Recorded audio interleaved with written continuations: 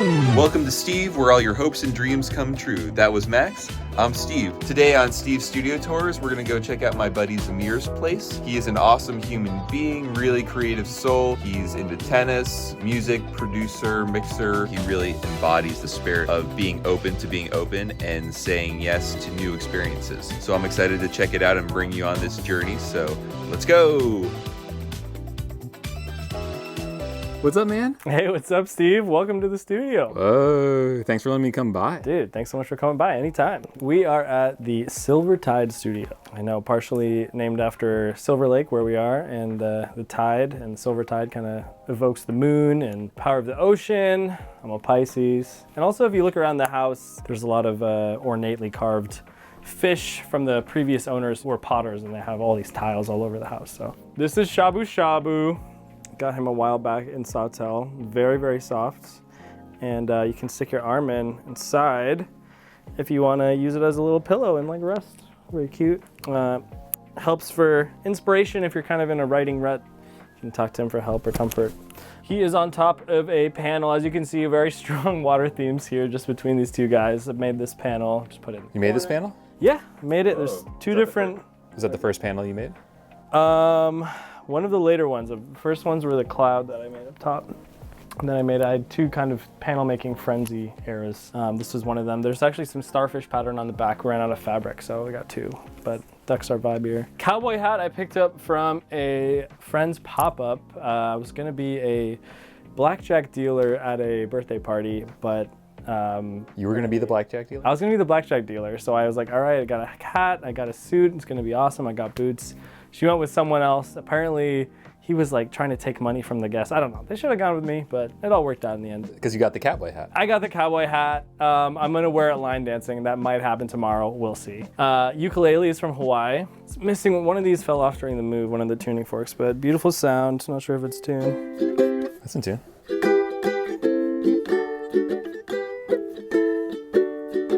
Whip, whip. One of the fun facts about ukulele is it actually means jumping flea in Hawaiian because it's the sound of a flea jumping off the strings. Got a painting here from the flea market a long time ago.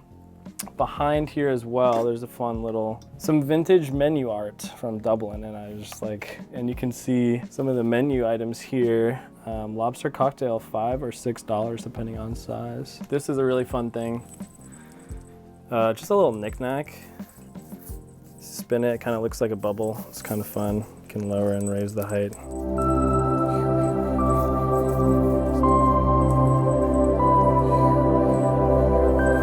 Especially in the sunlight. If you put it in, it's usually in the window.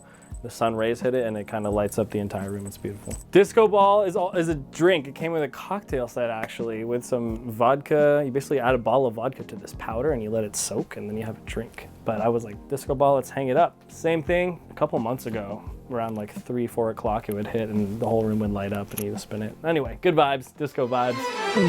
Broken Mexican shot glass from my friend Sophia in Mexico. I have 3 other ones, don't worry, and I'm just using it to hold up some fun stuff. I found the claves. Oh yes, you need some claves. I feel like claves work on any genre of music. So true, yeah, it's just like a little percussive vibe. Hacky sack from high school. Brought this out on the jazz choir trips. We were all learning hacky sacking together, and it's not a bad shaker if you crank it up enough. Over here we have Hanuman crossing the ocean. More ocean vibes. So Hanuman is a very important Hindu figure. He's the monkey god. And he played a very important role in the battle of good over evil, Ram over evil demon Ravan, which is like Diwali is kind of celebrating Ram returning home, the triumph of good over evil, the festival of lights. And Hanuman picked up the entire island of Lanka, Sri Lanka, got really big, picked it all the way up with all of its healing properties, brought it all the way back to the battlefield, and was able to heal all of the monkeys and all of the fighters. So Hanuman, goated. Really cool, dude.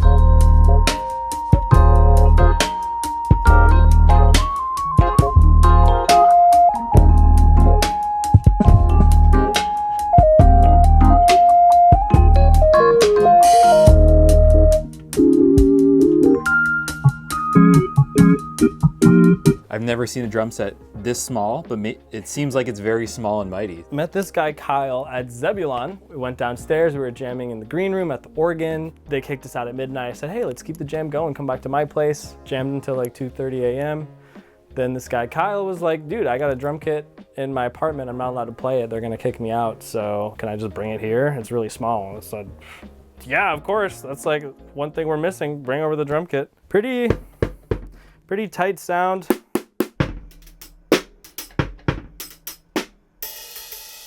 He doesn't like the ride. That's what he says. He hates it. But he got the kick and the tom for $20 all in. So great.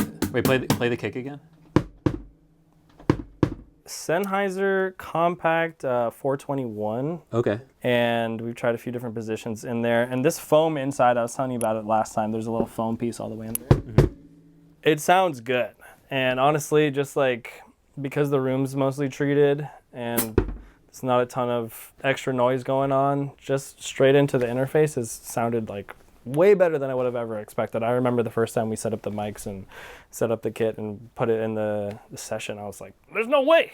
Because I'd never had live drums that I recorded myself on my own sound or on my own music. So that was a really cool experience. And we've just kind of been refining it ever since and hosting rehearsals and jams, and it's been really fun. And then you got this 57 on the snare, tried and true. 57 on the snare, of course. What are these called? The rocket sticks. Mm-hmm. This is just a tom. Yeah, we got the mic sliding down, but it's pretty fat too.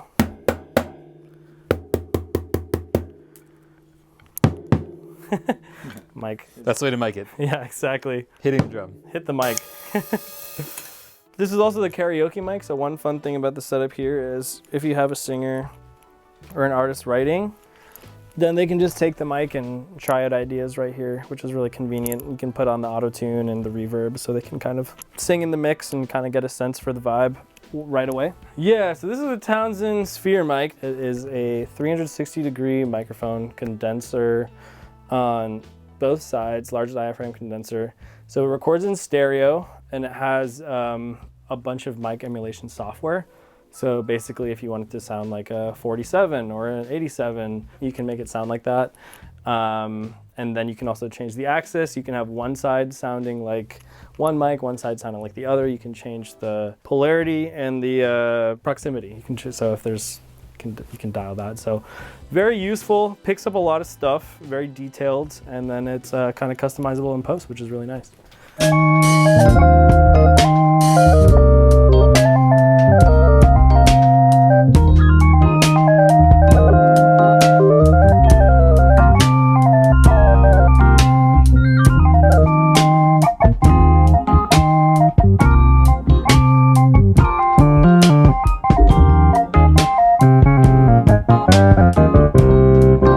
I bought this in college actually, got a really sweet deal, open box discount, brand new for like $700. It's usually $1,000, I think now it's going for like $1,500, so.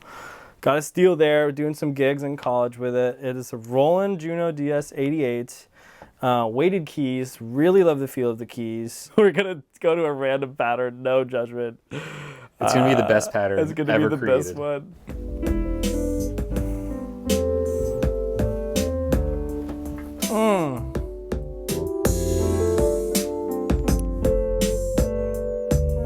Nice sentimental song.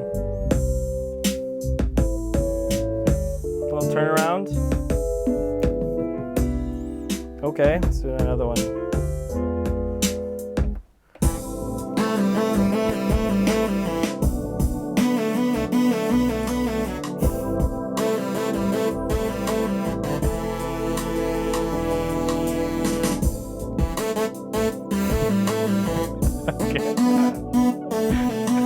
It's going hard. It is going hard. So how do you usually integrate this keyboard into your setup? What's the workflow? As of late, it's been entirely a MIDI controller.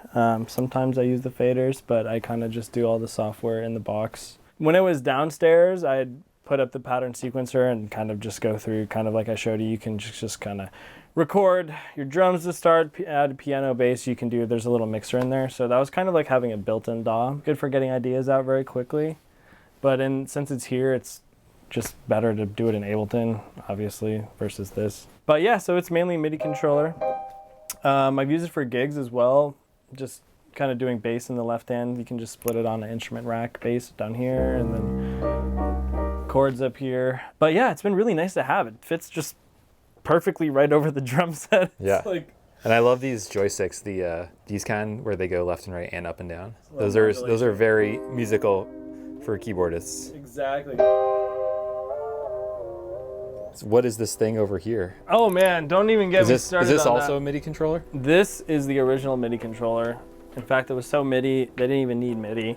They didn't even need an audio workstation. It's all right here in the box. This is the Wurlitzer 950 theater organ, top of the line from the late 70s. In fact, it has the original receipt In the organ bench. in here and all these books. Ooh, holiday. This is the Army, Mr. Jones. This is the Army, Mr. Jones. Don't know that one. I love how people just kept all their sheet music and receipts and just personal items in the organ bench. Totally. Real ones, no. That's the place to keep it all. $7,295. Oh my gosh. And how much did you pay for it? $0. In today's dollars, that's $25,000. Is it in the same condition? No. But is it very close? Very close. I woke up at 5 a.m. for whatever reason. I'm gonna say the universe woke me up. And my friend had posted it on Instagram. He said, free for pickup. I said, is it still available? A freaking organ? Are you kidding me? Let's go. He said it was. I managed to found a piano moving guy, and we were able to go pick it up.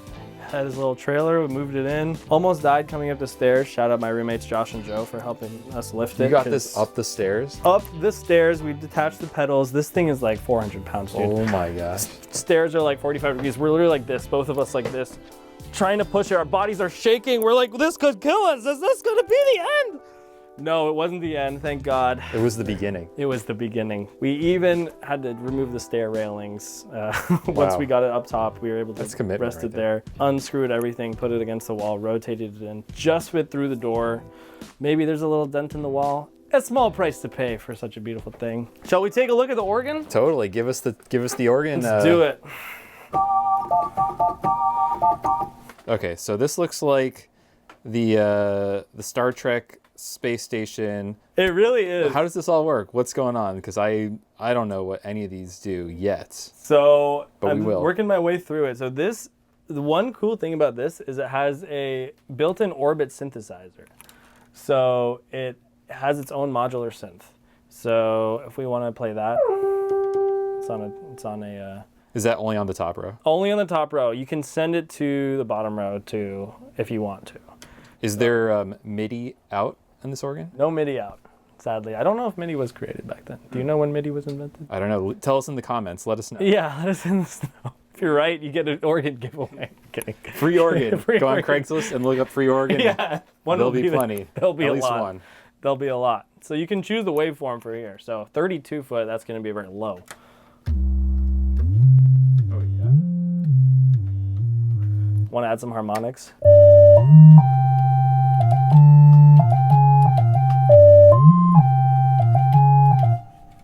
Add some more.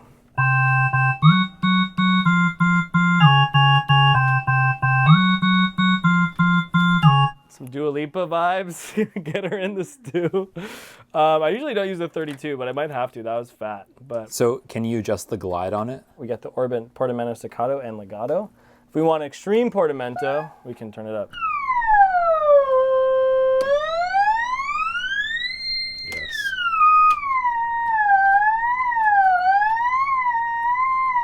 No portamento.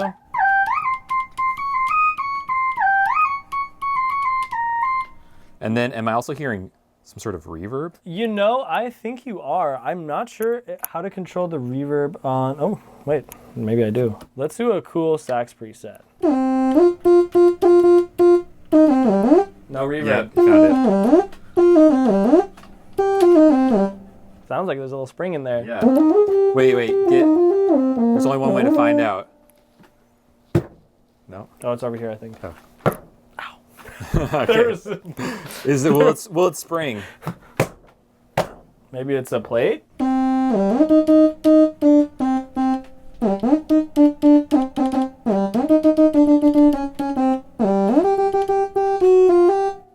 combine the presets if we want harpsichord, xylophone, sax, and chimes. Why not?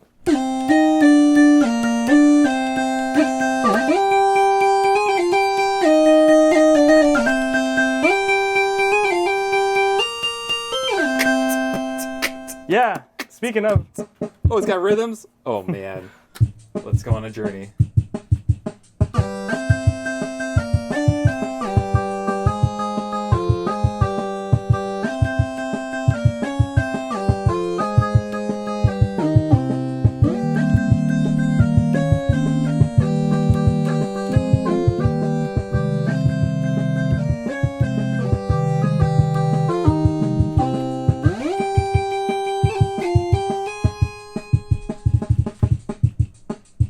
Not have the snare.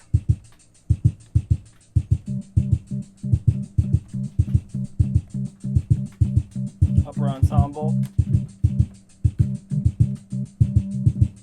Where is it?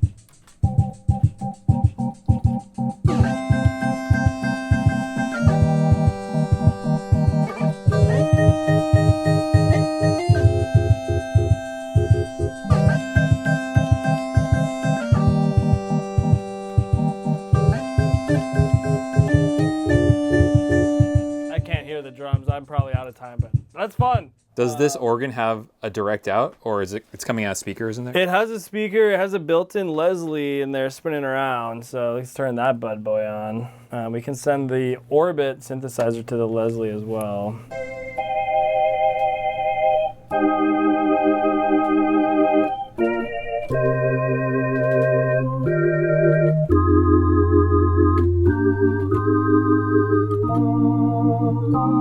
So talk to us about the bottom two manuals. Lower tibia is here. It's a little more simple. You got the 8, 4, and 2 foot.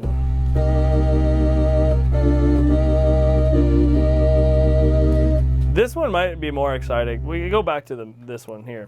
This has really cool presets. So harp is one of my favorites. Some Zelda vibes. Nintendo.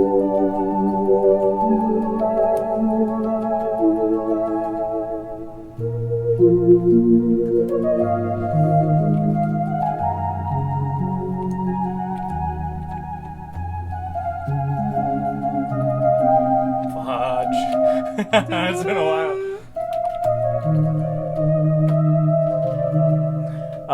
Clarinet.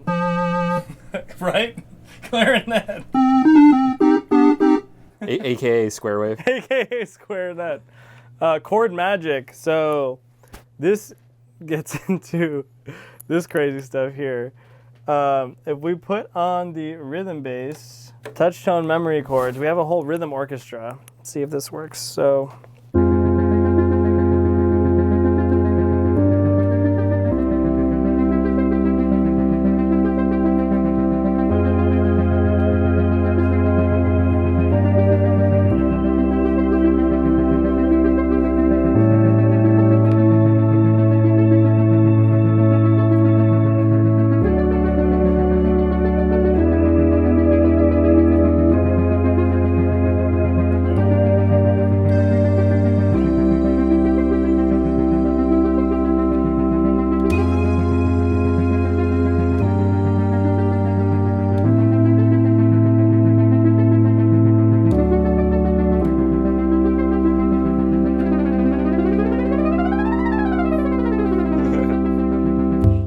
There's the bass. It's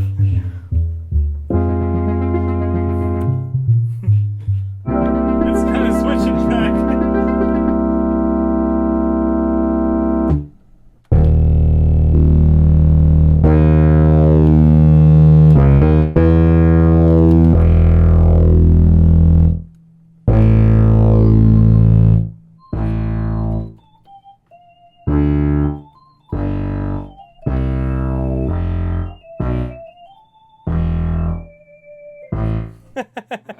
Very loud bass, very quiet rest. This goes all the way down 16 feet for the bass.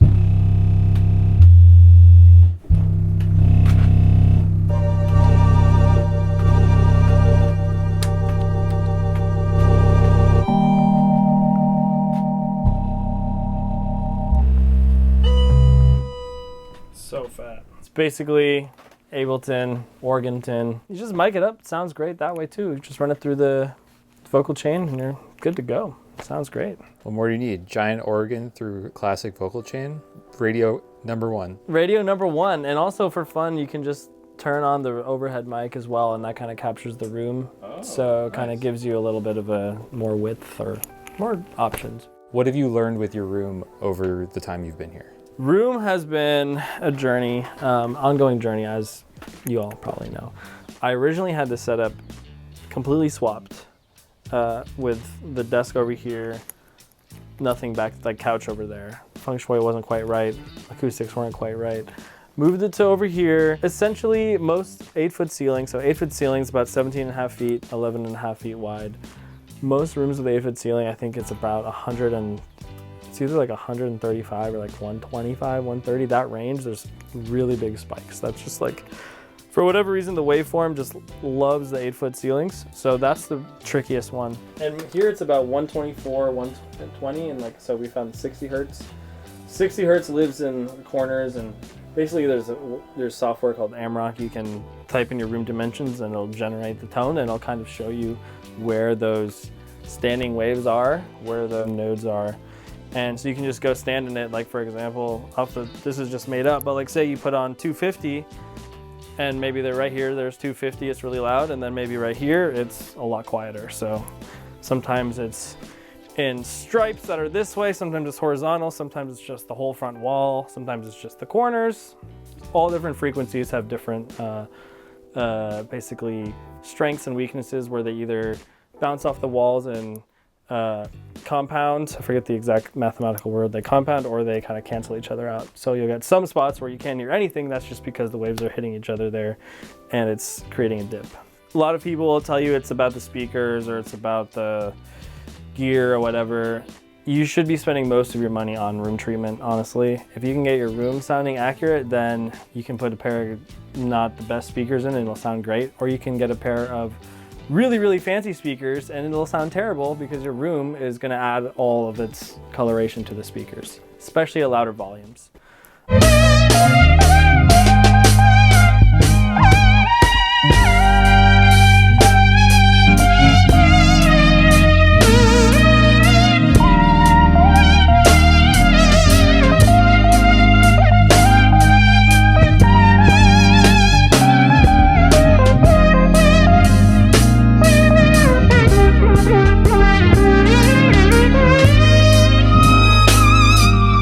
So this is my first guitar ever. I got it in 8th grade. I was very inspired to play back then. The Yamaha FG150. Oh yeah, classic. Classic. I love the Yamaha series. I feel like they're a great kind of budget guitar, but they sound amazing. Yeah, I don't think I've got new strings on it since I moved out here.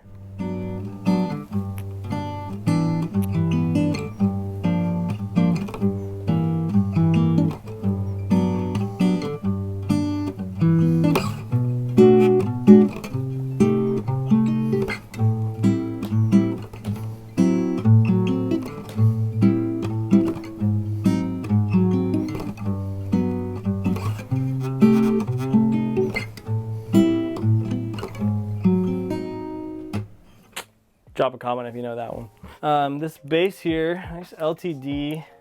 Got it, I think 2020 during COVID. I'm a little more competent on the bass than guitar. Whoa, this is a bass? Yeah. My little brother told me I was going to the music store during 2020 COVID with a friend, and he's like, you should get a bass. And I said, that's kind of sick. Basses are cool. I never thought about that. And asked them if they had any basses for sale. They had one used bass, and I said, that's meant to be. I'll take it. Was reasonably priced, and it sounds really good. Really enjoy it. The rest is history. Rest is history. Always fun playing on records, especially with the running it through some of the gear. It makes it sound way better. This here is Bubbles, my first electric. She matches the fridge. They're besties. Lovers from afar. Both chill vibes. Hashtag chill vibes. Got her for a Black Friday sale, 150 bucks. I said, you know, I'm not really a guitar sale. The guitar player might as well not drop $2,000 on a guitar. How's it sound? Sounds great. Honestly, I know I've talked a lot, we'll get to the racks gear stuff later, but especially running it through the gear, it sounds so much better than without it. Sounds great in the mix, honestly. No complaints.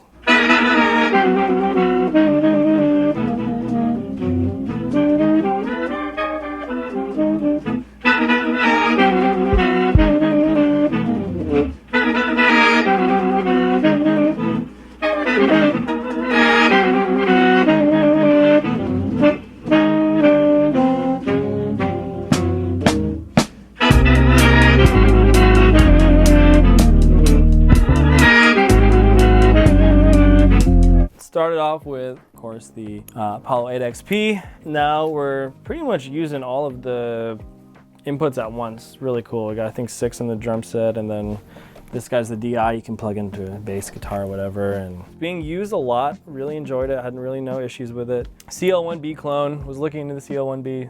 Very expensive and also very hard to get. They're 2 years back order. So. Oh wow. I'm like, I'd rather have something I can use, and been working great. Who doesn't love watching a needle? This is my first analog gear, these guys. Shout out Clay. He kind of told me what the secret sauce was for the vocal chain. It's not a secret. Everyone knows 1073 CL1B is kind of the sauce, so I got as close as I could. This is the BAE MPF, so it's 1073.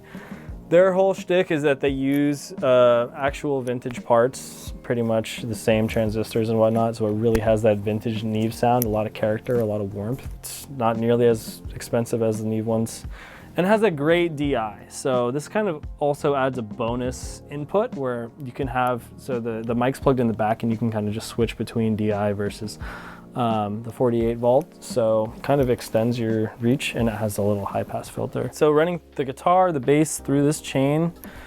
And vocals too. And vocals, yeah. Vocals, I found, like, so I got the Neumann U87 over there. I was not a big believer in the analog gear thing. I thought, oh, you can just do the plugins, whatever. And then I tried it, and I'm like, okay, it actually makes a huge difference. I see why they're using it. Have you A/B'd it where you use the built-in Neve or the Neve emulation plugins and then using the actual Neve?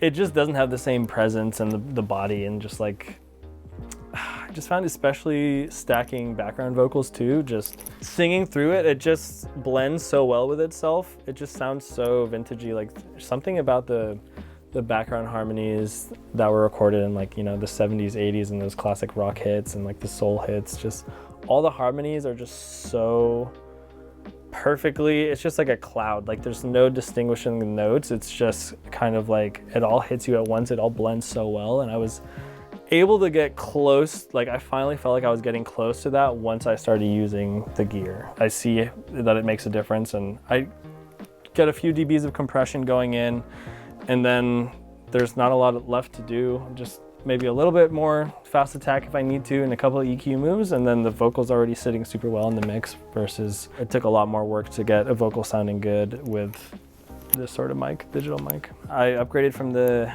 Adam A7Xs, which I had for about 5 years. Really like the way they sound, full spectrum, don't need any subwoofer. I feel like I'm hearing sound in 3D now. It just feels like there's so much more detail, so much more dimension. Part of it's from ear training and experience, but part of it is just the accuracy and the picture it paints. It's kind of like listening in 1080p versus like 4K. Like 1080p is still pretty good, but when you see something in 4K, it's like there's just a little bit more depth, a little more resolution, you know, Dolby Vision. I found that my mix decisions have really been more clear and more quick. I feel like if I'm like the sound of a mix on these guys and I hear it in the car, hear it on my phone, whatever, like, it sounds a lot better than it did. I did have less back and forths, and that's kind of all you can ask for, I feel like, for monitors. The mic has arrived. Welcome, Michael. This is the Neumann U87, a classic. This is just the workhorse of microphones. You can record a sax, you can record a voiceover, you can record singers, you can record the room, you could record a wall, and the wall would sound good. And I have it set up here in this little corner. We have a little vocal mat, have a little sound wall. Coincidentally, this little closet is basically acts as a reflection there's no reflections that come off when you're singing, so because there's no wall, it just goes and disappears. It's fun. And then I have it here so I can also put it down and record the organ right there. So I have it here without this if I want to record the drum room mics. It's been used for that quite a lot, which has been nice. Put it back here for the vocals and use it for the organ and whatever else you need. We had a sax player and live drums going on, and I put the mic kind of in between, turned them away a little bit, and there was very minimal bleed. You couldn't tell really at all. So that was really cool. That was my first time recording a sax in the stew, so that was awesome. Shout out Clay for the desk, the Argosy Halo desk. Sold it to me for a very nice price, and that's really changed the workflow. Since you were here last, Steve, actually, this piano wasn't in here. This organ wasn't in here. The organ wasn't in here. Drums the drums weren't in here. The desk wasn't in here. And the TV was not in here. Nothing was in here. It was Nothing just an empty was in room. here. I was never in here. Other guy was living in here. We said, it's time to make music, bro. You gotta go. But yeah, really this year, I've really pretty much upgraded everything and really dialed in the space, and it's been really great. Been meeting cool people, jamming out, and I feel like 2025 is the year. Hope it's your year too. Drop a comment, what year is your year? Zamir is awesome. That was so much fun. I'm glad we got to do that. He is just an incredible human being, and I love how he is open to new opportunities and just kind of sees where life takes him. He just goes with the flow, and I think that's what this channel is all about. It's about trying new things, new experiences, being open to being open, and inspiring you all to kind of step outside your comfort zone. I'm doing that over here, and I'm just having a blast. I normally would just be recording music in my studio alone, but I'm excited to kind of meet these people, go on this journey, and bring you along throughout the process. So if you want to see more of this, hit the subscribe button, leave some comments below, give a like, and we're going to continue on this journey together. So thanks for stopping by, and we'll see you real soon.